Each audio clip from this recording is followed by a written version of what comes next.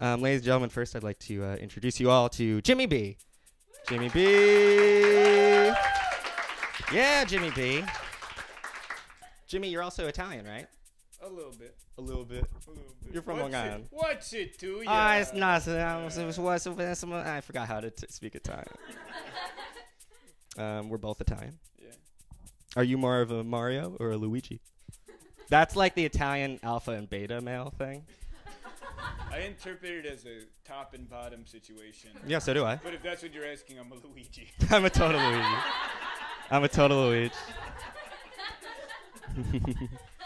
People sometimes say that being Italian is very similar to being Jewish. I think what they're trying to get at is like Italians and Jewish cultures are both like, there are people that hold their culture near and dear to their heart, and they like to live with that culture always in mind, and they also both have like nasally moms that like just want you to be happy if it's my kind of happy, okay?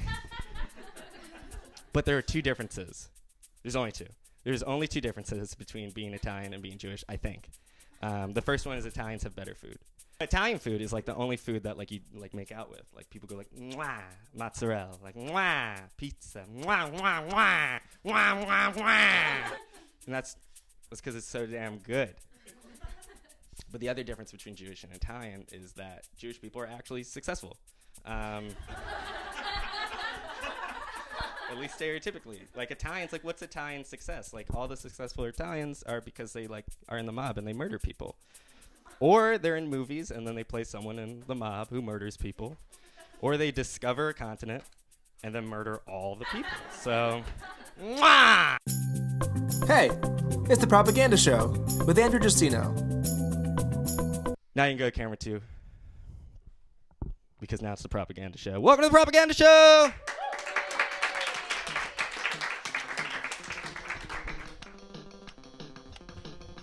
People have been asking me why Propaganda Show. Propaganda is a pretty like inflammatory word, especially right now with our political climate, which is overcast with rain, thunder, and Twitter falling from the skies. Yeah. Anyway, but people have asked why propaganda, because we have, seared beliefs of what propaganda is. Some people, propaganda is Fox News and Breitbart, which is, if I'm being frank, who is a racist who goes to my gym, I like that because it tells me that there are minorities, but they're not suffering as much as me, so they can get out. But if I'm being honest, who is a blonde white woman who changed her name from Leslie after she went to Africa in college, I'm going to watch CNN and read New York Times because I like that. It reminds me that there are minorities and they're suffering, and I really care about them, and one day I'll do something at all. But if I'm being me, propaganda is crazy. It's to say it's biased, and there's always propaganda on both sides. So that's why I chose this word, propaganda, because propaganda is beliefs, and that can be really bad if you make them fully irrational and put them to one side and say everyone else is wrong, only listen and funnel. But that's what comedy is too. Comedy is propaganda a lot. It's having really strong irrational beliefs. For instance, one of my personal propagating things is I think outer space sucks. I think it's the dumbest thing. I don't know why people like it. I don't know why anyone would want to be an astronaut. To me, space sounds like a punishment. Like you'd be like, Janet, what happened with your son Carl? And she'd be like, well, he robbed a Whole Foods, so they shot him into outer space, which is a severe punishment because Whole Foods is very expensive. And if you want non-GMO bananas, what are you gonna do? You get shot into fucking space. So my point is, space sucks. And that's true to me. And while we're on my show, space always sucks. But there's also other people that can talk about why space sucks to them. So let's go on to those people. Let's start the show for real. So I'm gonna bring up our first performer. She one time convinced me to go to a comedy show that was with performers that were entirely naked, but I did not know they'd be. And that is a story for later. But for now, please put your hands together for the very funny Cala Adair.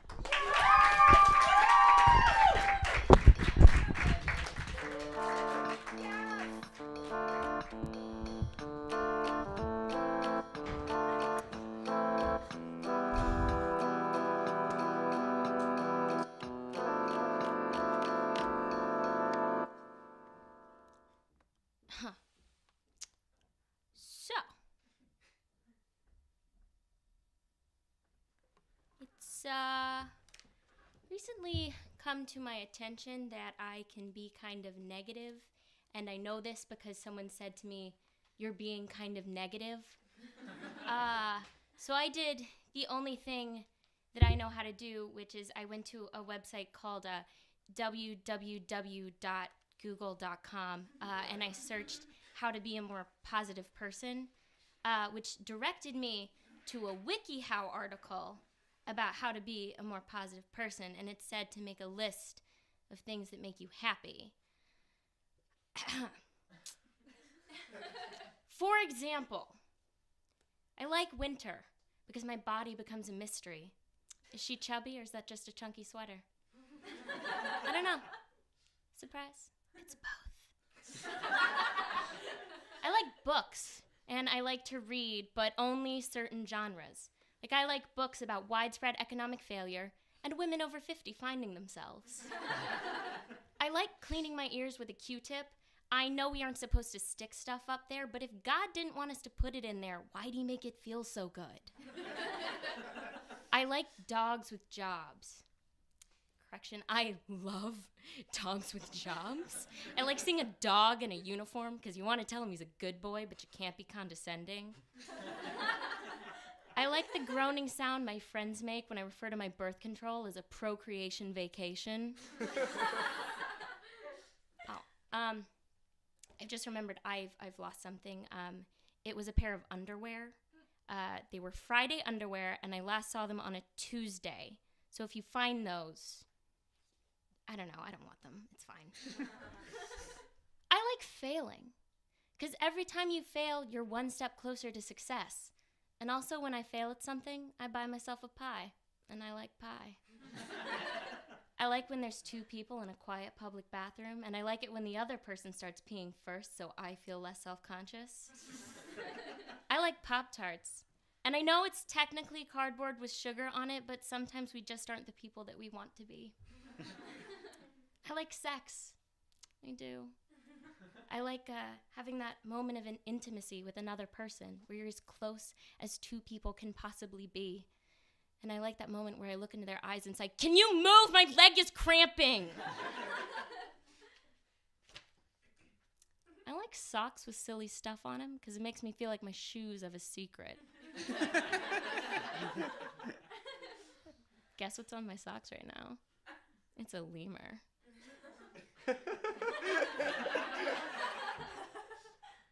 I love the fall because fall is a season that tells you exactly what it is.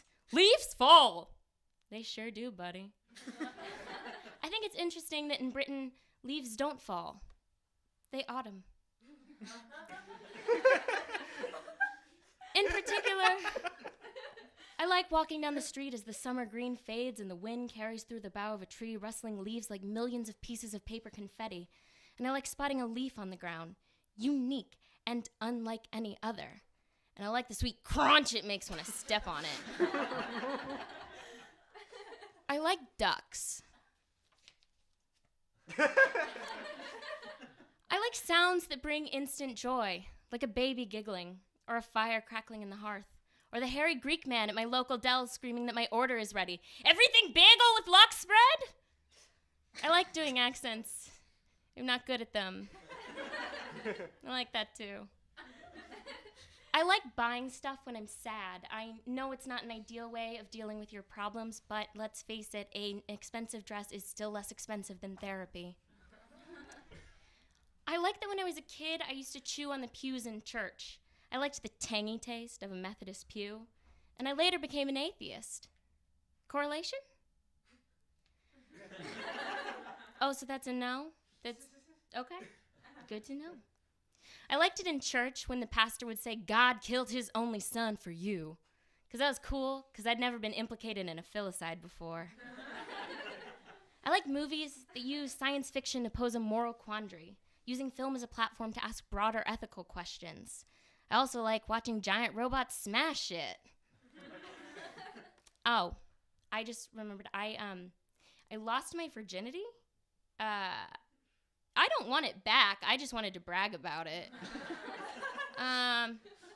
last scene with an Irish man named Deglin, but he can keep it, it's fine. I like that movie trope where the girl is ugly and then she takes off her glasses and is suddenly beautiful. As a young adult, I often wondered if this was some kind of commentary on natural selection, i.e. the ideal partner being the one with good genes to pass on. I'll never forget what my brother said to me. Probably not.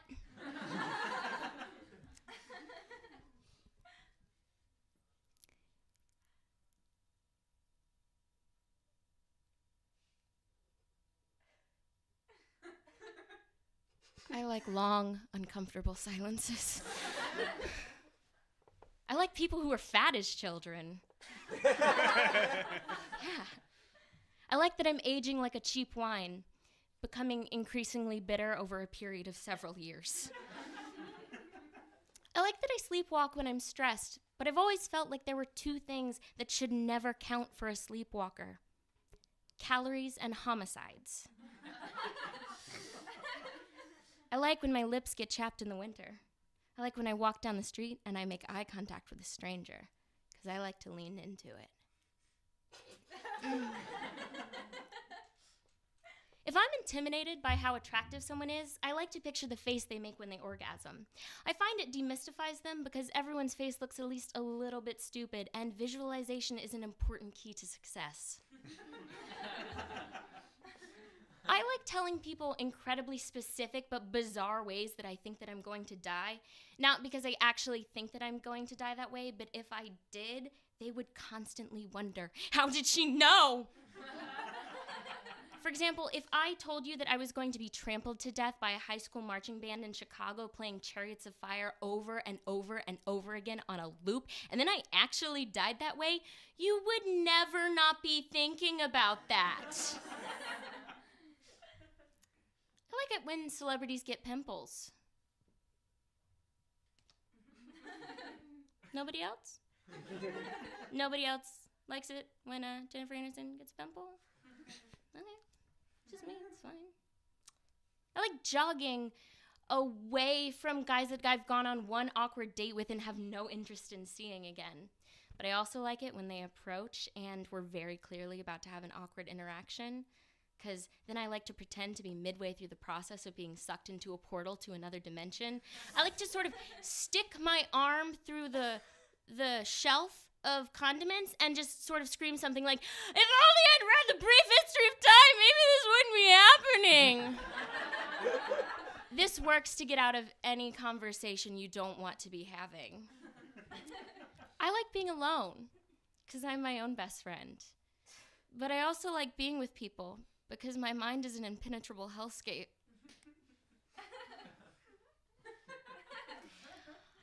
I like that time I stepped on a rusty nail and my foot got infected, and I like that when I went to the hospital, they made me get an antibiotic shot in my ass cheek. What I like most is that the nurse asked me which cheek I'd prefer to get the shot in, and I thought that was really polite. I picked left.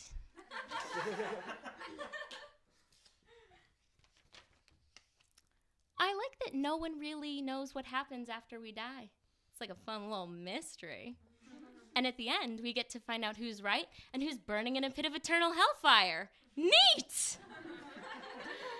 I like asking people for their opinion on astrology, because if they have one, I can tell we are not going to be friends. I like taking road trips, because you see a lot of fascinating places that you would otherwise miss, and it's a great way to learn more about this country and the people that inhabit it. For example, I never understood why a person would do crystal meth until I drove through rural New Mexico. And I was like, yeah, I get it.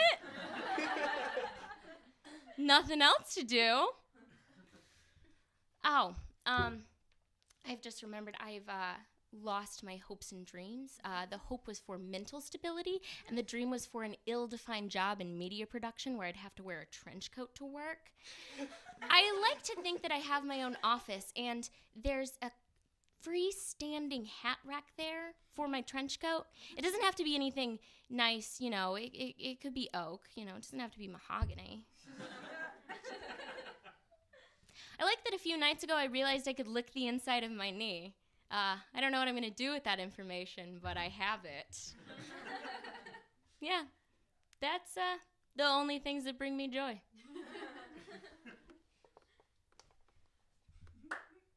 Yeah, you can clap. I usually touch the thing.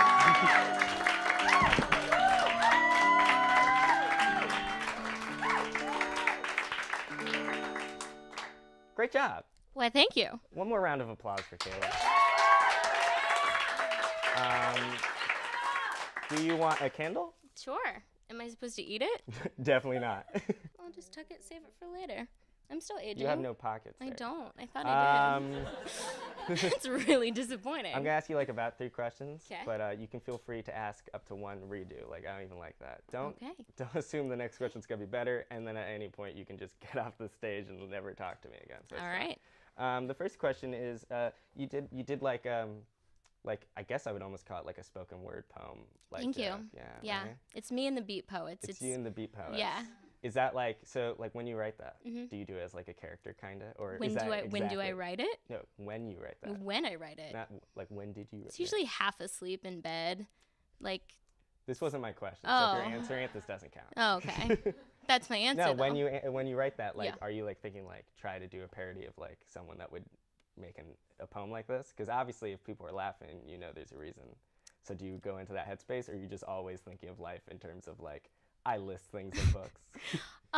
The kind of structure of doing it as a list was a later edition. It was a lot more disjointed, but they were just kind of opinions and thoughts that I have as I'm falling asleep, and then I. Oh, it really was. Yeah. So I have like this like stack of Post-its. Yeah. Next to my bed, and sometimes I wake up and there's just fun shit on there. Did you write them? Did I write the Post-its? Yeah. No, someone broke into my home, wrote Post-its, and put them next to my bed. It's not plagiarism if it's also like if they commit a crime first. So Yeah. if they break into your house, you can use anything they I need. think that counts. Yeah, That's no, what true. stand your ground No, is, that's right? True. My dad's a lawyer. He told me that. Okay, that's one question. Second question, when did you start doing comedy? Well, I guess I first did improv when I was in high school, but I didn't start doing stand-up until, I guess, like, seriously, not until this year. Yeah. Oh, so like within the past 12 months? Yeah, about, Is that what we're calling a year these days? Yep. All right, cool. Third question, do you want to plug anything? Do you have plugs? I have a website. It is https://www.cala, that's Cala, Adair, Adair.com. There's nothing on there, but I mean, I do have it. Literally nothing? Like, is it? I mean, there's a picture of my face and it says my name. And that's that really about it. Yeah. But I have it. You asked if I had a website, and I did have one. I asked if you had anything to plug, and you used that time to plug this website. Wait, let me think about it. Oh, Do no, I have that's- anything come to on. plug? Just sort of like eat more vegetables? Okay. Yeah, Eat that's more a good one. vegetables Eat and, more vegetables. I don't know. Eat more vegetables, guys. I think a lot of them agree. They love it. They love it. They love it too much. So that was Cala Adair, and she did a marvelous job. And you can find her website, which I'll put it right over her face, because it's like the inverse of her website, which is only her face. And you can eat more vegetables wherever you'd like. So, Cala, you can go ahead and go back to the audience. Leave that little microphone on that chair.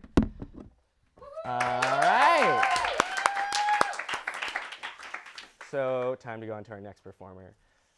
Guys, I've known this next performer for several years, I'd go on to say, right? Like, that's more than 2, I think it is. I think we're at more than 2 now. Whoa. Please put your hands together for the very funny Nora Panahi.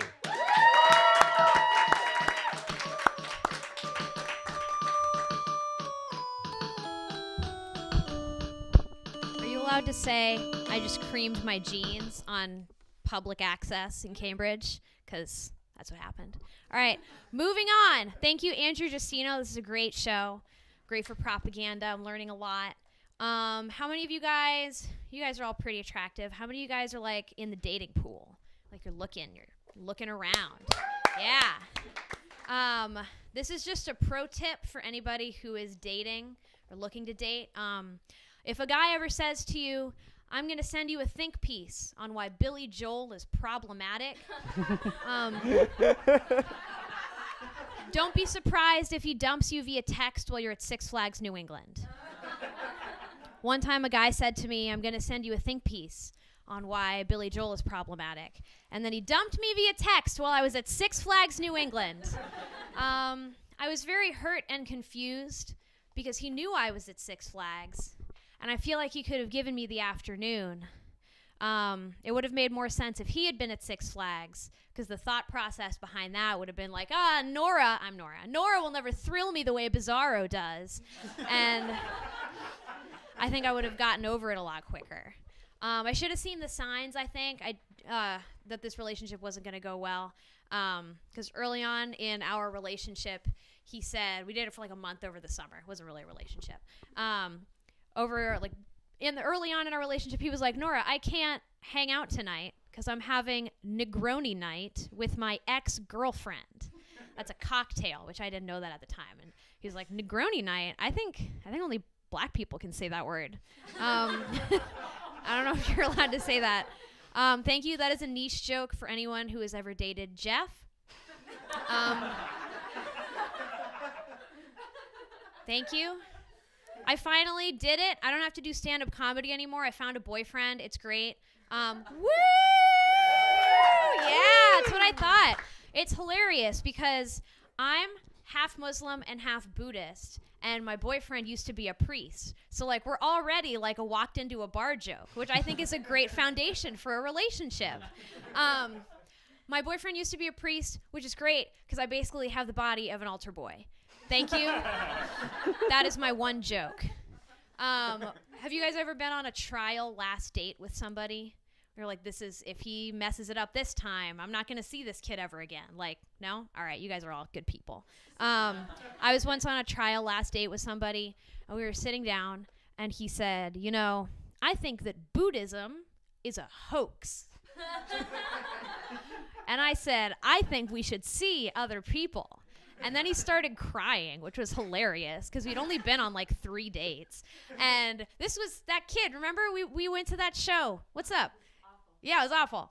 My friends in the audience. What's up? I know how to get people to go places with me. And then he said, I think Buddhism is a hoax. And then he started crying. And then I was like, why are you crying? And he's like, I just want you to promise me that you're never going to talk about me on stage at one of your stand-up comedy shows. So fuck you, Peter. Thank you. They're gonna bleep that out later, I hope. You don't want to offend the 3 viewers of the show. Is that okay that I said that? You're not gonna get mad at me? No. All right, cool. You guys, we're gonna get serious for a sec. Did you guys hear about Hurricane Harvey that hit in Houston, Texas over the summer? It was very devastating. My grandparents unfortunately lost their home in Hurricane Harvey. Please donate to their GoFundMe page, which I think is actually closed, but whatever. They're fine. I called my grandpa on his birthday because I wanted to be like, hey, sorry, happy birthday. And he said to me, he was like, Nora, are you dating anybody right now? And I was dating a black guy at the time, so I said no. He lives in Texas. And he said, well, if I were 50 years younger, he said, if I were 50 years younger and not your grandpa, I would ask you out on a date. He's from the South. That's fine down there. But on the phone, I was like, Papa, that's really sweet, but you're homeless. I'm kind of looking for someone with better prospects right now, but I appreciate it. My grandpa's really great. He's a very nice man. He owns 40-plus guns, or he owned 40-plus guns before God, who is apparently a liberal, sent a hurricane to take away most of my grandfather's guns. My dad is Iranian. That's why I'm half Muslim, because, dogma. And my dad flew down to help my grandparents rebuild their home after the hurricane, and he was driving in the car with my grandpa, and my grandpa said to him, I saw on the Fox News that in Iran, they hang criminals from light posts in the street. What do you think about that? And what I think about that is, I think that's a very irresponsible dissemination of false information, because they don't hang people from light posts in the street in Iran. We don't have electricity. Like, it's a third world country, guys. I thought of another joke while I was sitting right there, but I forgot what it was. So I'm going to keep it short. I got a song I'm going to play for you guys. Andrew briefly mentioned, we're in a socio-political climate right now that's a little hard to talk about. And I know that whenever you turn on Cambridge Public Access or go to a comedy show, like, I want to hear what this person who isn't getting paid to be here thinks about politics. So that's what this song is about, and I hope you guys enjoy it. Thank you. Do you want to give her your mic stand for this? We'll give you a mic stand so we can pick up the audio. Give me a mic. I'm gonna need it back. No. Good talk. Jimmy and I are friends.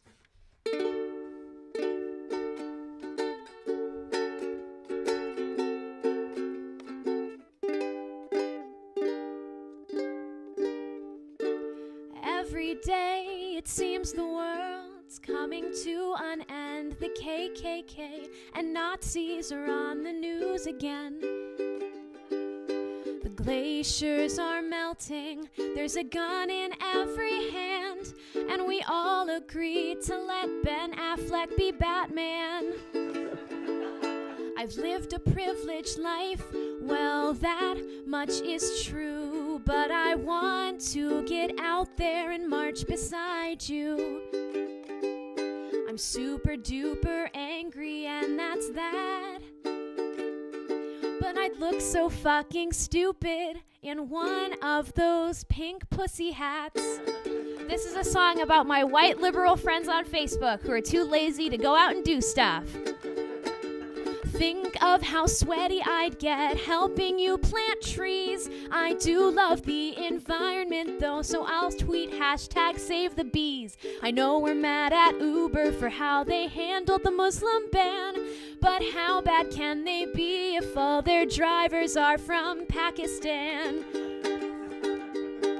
I posted a picture of a rainbow on Instagram for pride, but Nora remembers I bullied her in high school just 'cause her best friend was bi. It's hard to be a minority, just like it's always been, but I'm not like other white kids. I know all the words to the songs from Hamilton. I matched with a black guy on Tinder, but never messaged him back.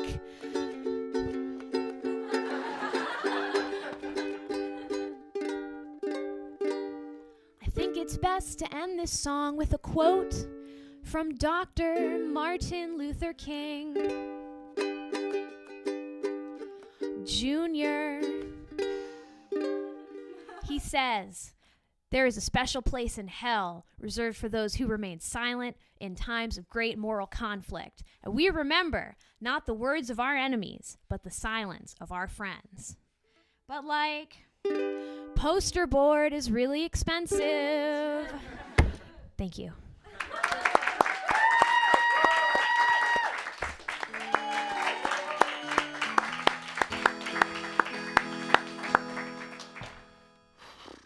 Guys, another round of applause for Nora. I know I keep making you guys clap, but I think you agree that at least for the people that aren't me, they're worth it because Nora, you did a tremendous job. Hey, thanks. Thank you for doing my show. That Thank was you for really having me on your show. good. Would you like a candle? I would love one. I'm going to take the last green one. There's one under it. I'm going to take the last two green ones. No, I'm not. I'll just keep this one. Yeah, it's a little hard to get candles, guys. All right. So don't try. Sorry. I have 2 packs of candles, thinking I was going to run out, and I think, no, that's not what this is. I think because my friend Adam got these candles, he probably thought I was going to give everyone more than one, and I never thought that that would be an idea. There are too many candles. Yeah, that's true. We're going to talk about me. Oh, no. Cool.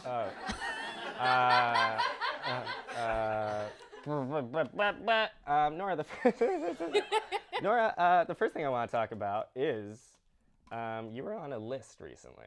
I That's was. on the internet. Yeah. Do you know what list I'm talking about? Yeah, it was an arbitrary list of the Yeah. top 1,000 comedians. The top 1,000 Female Was plus it just one male. Was there one male? Yeah. For those of you who don't know, this guy, he's a comedian, I think. Yeah.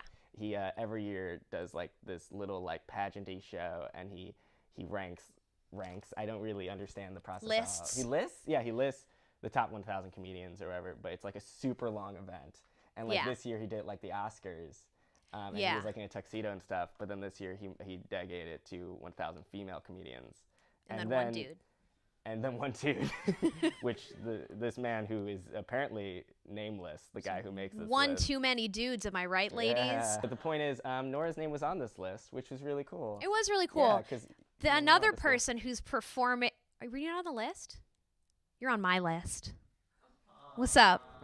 Sorry, I'm just trying to plug my friends while I'm up here. That's okay. You tried. I did. You may have failed, but you tried. But I tried. So you made it sweet. If you're gonna fail, make it sweet. Yeah. And that's brings me to my next question. Cool. You make a lot of jokes about things that happen to you, things like Yeah. your life, or at least like that's what you say, right? You say like, "Oh, I dated this guy. This is a person that I came across," and then it always has a little bite to it because that's comedy. Oh yeah. Do you ever? First off, you don't have to say. You don't have to be.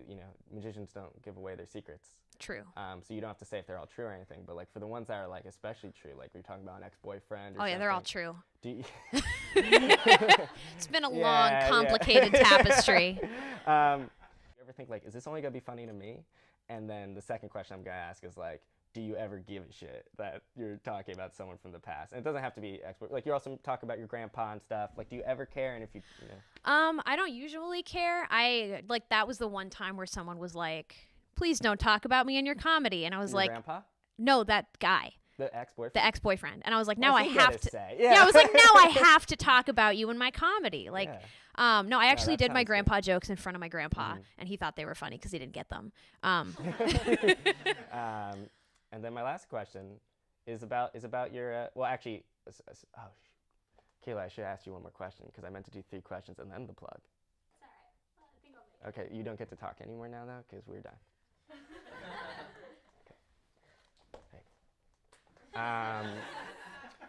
For you, second to last question. You do a lot of musical comedy. I do. Said before today was tremendous, and when you do that, like, are you often like the only person that's breaking out ukulele at like a comedy performance or an open mic? Most times, I'm the only musical performer. Do you ever see someone else with a ukulele? And Yes, you're I like, once. Ah, damn it. No, I did a show. The show that my grandpa actually came to.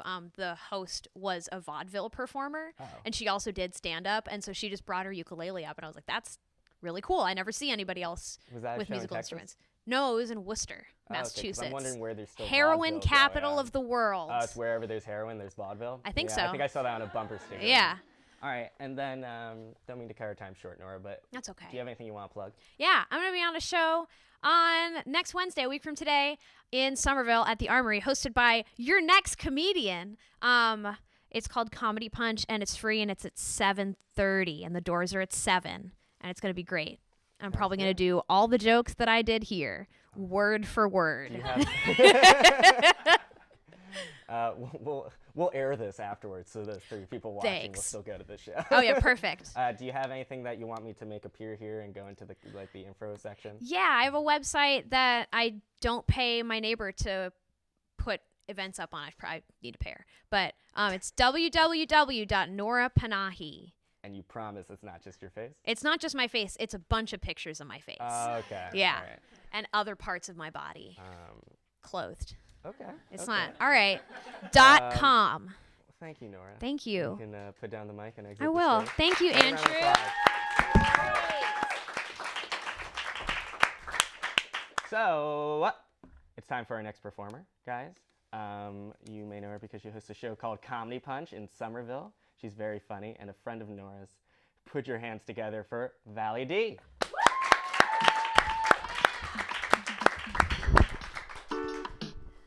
Thank you guys so much. I love this. Like, what is this?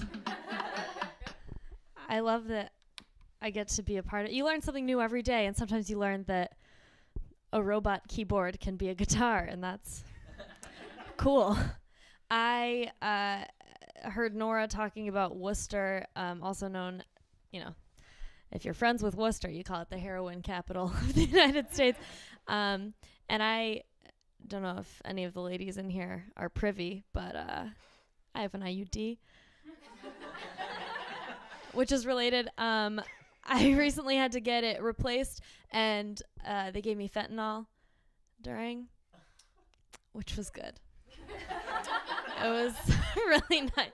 I've never done an opioid before that, and I don't think I should ever do it again because, again, like, I liked it. That's what I'm gonna say. I don't know if this has happened to you guys. Has anyone ever been rude to you and their friend goes, "Don't worry about him. He's a really nice guy once you get to know him." What is that?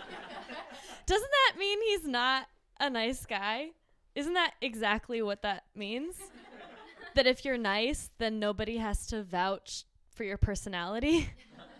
Nobody has to just make excuses for who you are.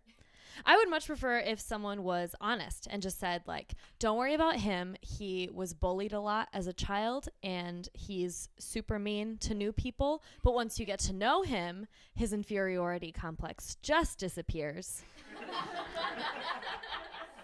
And he's real loyal. Thank you. That is informative. I can use that information. I don't know why I say that. Like, I personally suffer from insecurity. None of you guys can relate to that, I'm sure. College students. No. Just joking. I don't know how many of you are in college.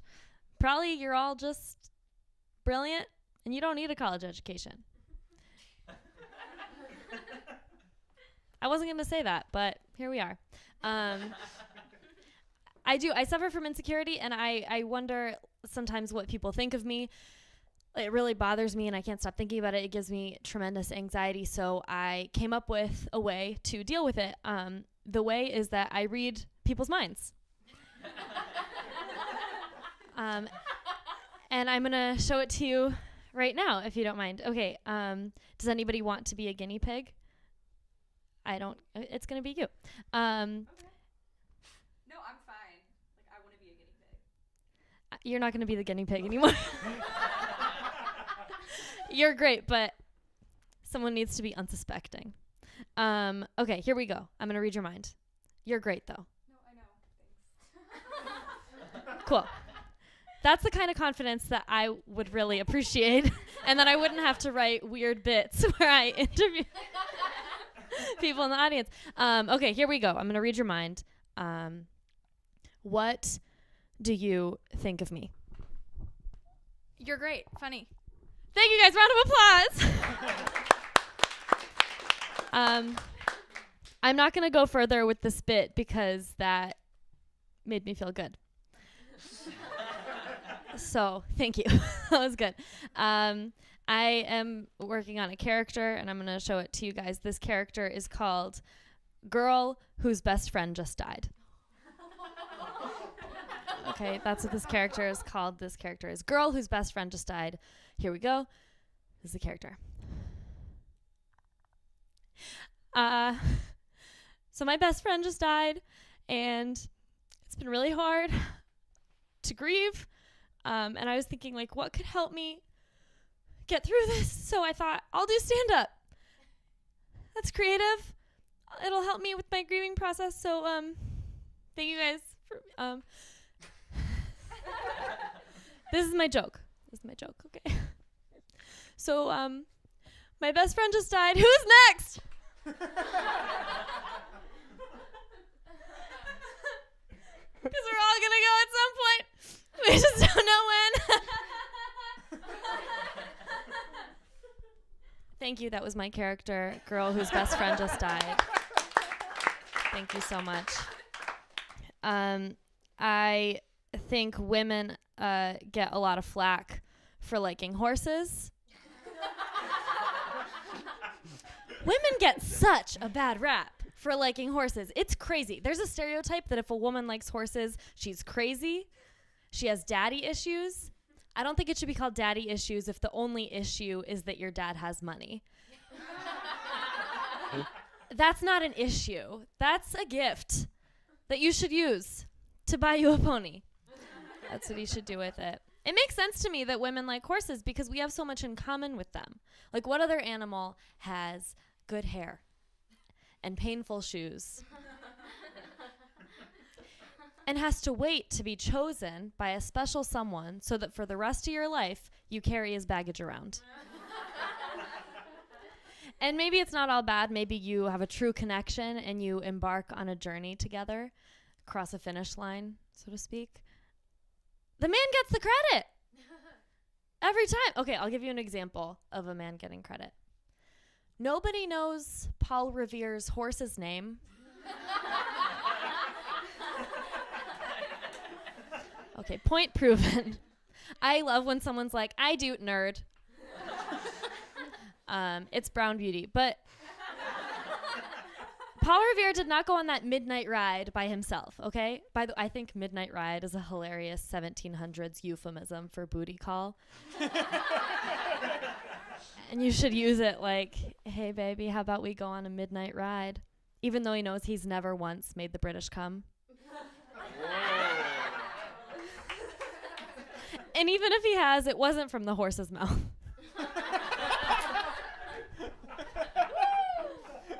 Stand-up doesn't have to make sense. I don't know. I think men are jealous of women for having this connection with horses, so they like make fun of us, but then they want to like hop on the bandwagon or the horse-drawn carriage. Who's with me? Okay. Funny stuff. And they're like, call me a stallion. I'm a stud. It's like, okay, men, you can be a stallion as long as women can get equal pay for equal work. That's what we want. That is going to be all the jokes I'll do for you guys tonight. Thank you so much.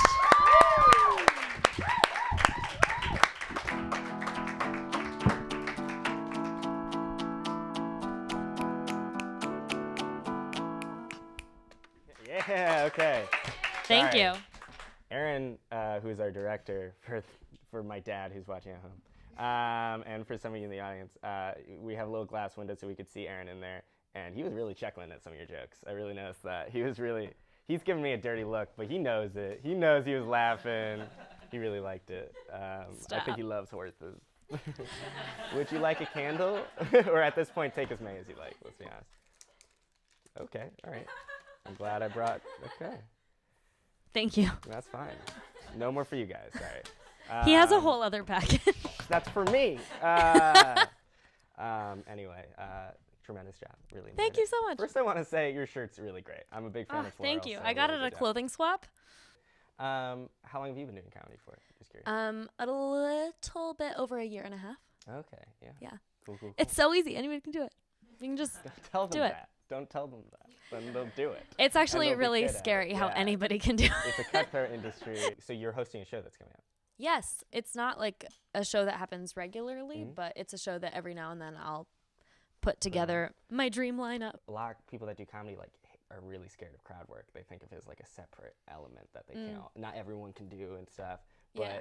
do you have a lot of anxiety about doing it each time, or is it always something that you almost get like a rush from? I mean, it's very cool. I mean, Yeah. I think this is gonna sound so pretentious. I think You can't be pretentious on Cambridge Community Television. I'm on Cambridge Community Access, so it's I don't know. I think for a long time I was like, how do you write a joke? And then once I sort of felt comfortable writing a joke, like just, set up punchline, like the idea of misdirection or whatever, I almost got, it's not that I got bored, but then I was like, okay, how can I, like, not just saying jokes, how can I be my personality, but not with my friends, with like a bunch of strangers? Strong Island.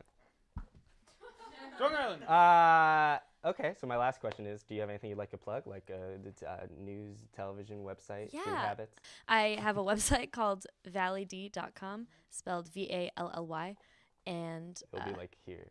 I'm going to make it appear with. nice. Mhm. And if you go to Facebook, Twitter, Instagram, Vally D the comic, that is my handle. Is Valley And- D taken by someone else? Yes, this lady Valerie DuPont music. Oh man, that is such a lady name. Like Valerie name's not- DuPont, the madam. I mean, I've DM'd her and she has not gotten back. Did you DM her to take the name? Yeah, I was like, she doesn't use like. Oh, she doesn't tweet. Why don't you get a name that like reflects who you are, like Valerie DuPont? Yeah, Comedy Punch is a show I'm producing on the 31st. I'm also producing 2 talk shows about love and dating on February 8th and 22nd at Wonder Bar in Alston. Oh, awesome. So those are going to be very fun, and panels of very funny comedians. So I'm excited for it. Sounds awesome. Thank you so much for having me. Oh, thank you for coming. You can now put down the mic, walk up the stage, and people will applaud. All right, so we just had 3 fantastic comedians who have thrown candles everywhere. So that sounds like about the time to go to a commercial break. But when we come back, we're going to have a fantastic local artist show off her work and talk about what inspires her. So stick around, and for now, here's a word from our sponsor. Thank you. All right.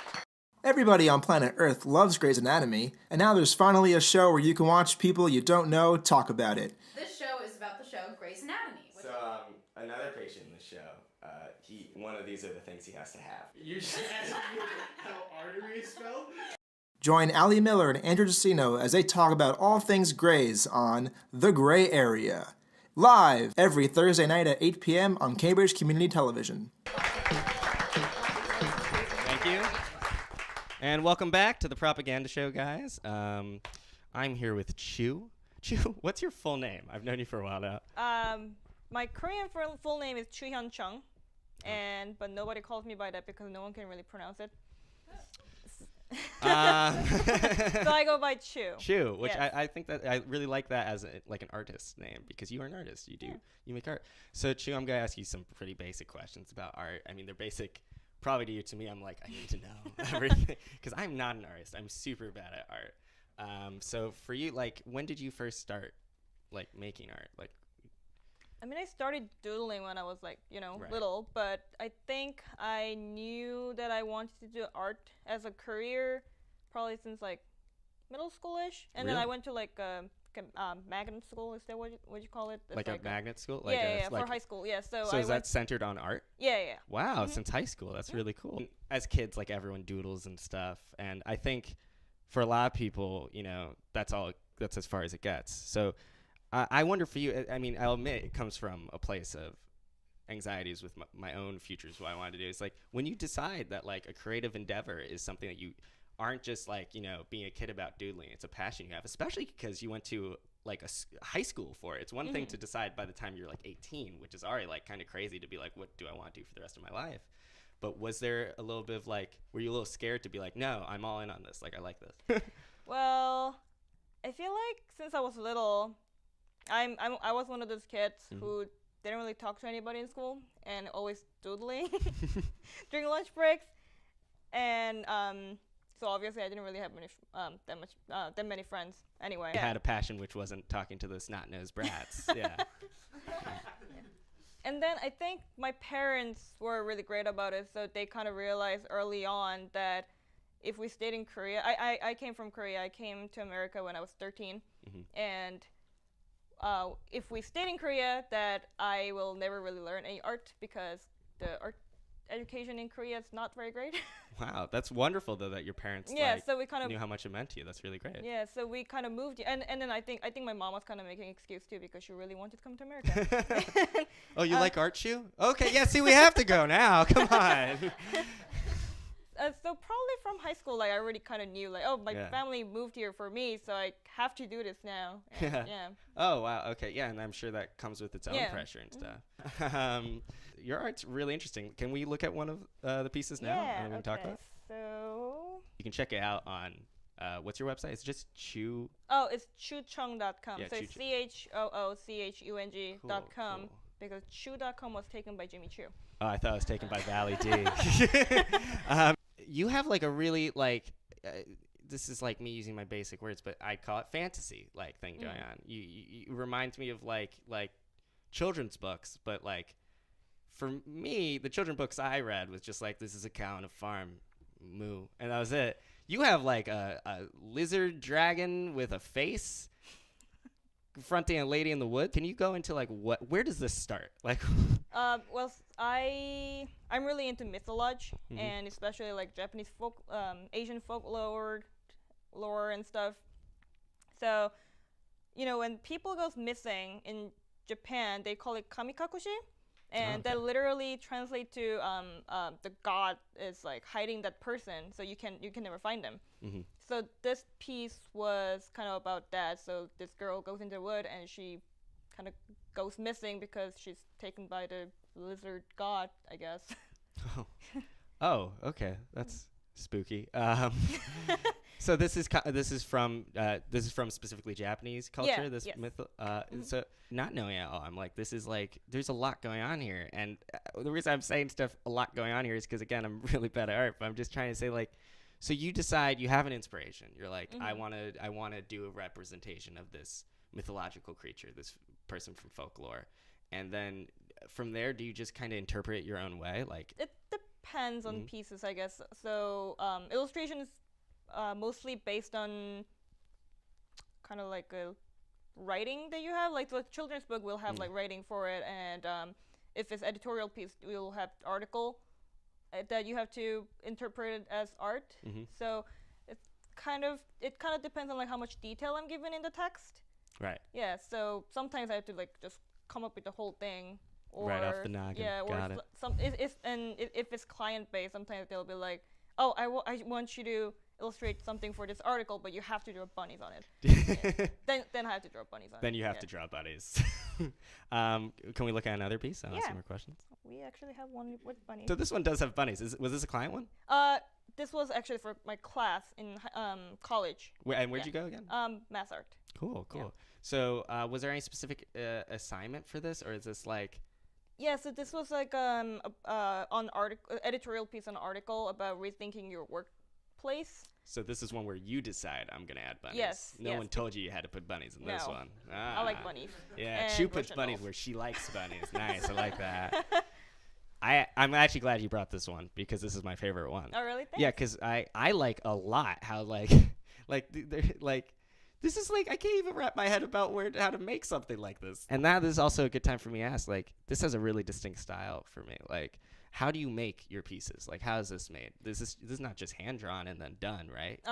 No. So you start with this little thumbnail sketches and then color studies, and then the final piece I go with pencil drawing, and then scan that in digitally, and I paint digitally. So for this one I use Photoshop, and then this is like mixed media of kind of pencil drawing and Photoshop painting and some watercolor layered on top of it. Really cool. And I'm just, I guess, yeah, I'm not a good journalist, so I'm not asking great questions, but mostly I wanted to have you on the show because I'm like, look at all these bunnies. This is so cool, guys. Like, this is really beautiful, and this is really cool work. And I think for me, one of the coolest part is that multimedia is always multimedia aspect, because it makes it stand out in a really interesting way. So thank you for being on the show, Choo, and sharing your art. Thanks for calling Yeah, me. of course. And Choo's website will appear somewhere on the screen now. And that brings us to the end of Propaganda Show 2, guys. Thank you all for coming. Thank you to Choo and Vally D and Nora Panahi and Cala Adair. And thank you to the people at CCTV and my wonderful crew here, and Aaron Wong in the studio. You guys have a good night. Get home safely. If you want to be on the show, there's email. And if you'd like to know more about the show, there's also like a Twitter. If you're watching this on the internet, maybe share it. And if you're watching it on CCTV, that means you're probably from the area, in which case come on down. On those social media things I've now made appear, we're going to have the dates for when this is going to film. Come on down, come watch the show. It's free, and then you might get a candle, so that's cool. So that's the end of the show. Thank you, and good night.